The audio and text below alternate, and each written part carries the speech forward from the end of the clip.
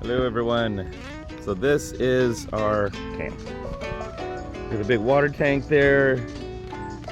Got the Forest River caravan there, the big one. Then that European caravan that I'm living in. Then the caravan just past that, the drone guys were staying in. So this one here is like the field guys.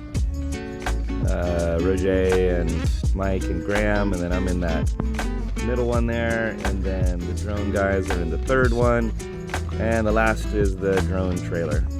So this is our setup here,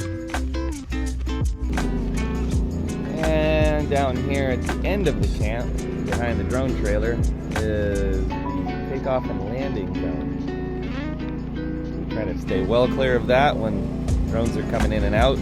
It's also where all of the seeds get organized into bags to go into the water for germination, and after they get cleaned, they're usually up here in these round bins in some more clean water where they sit until they go into the drone.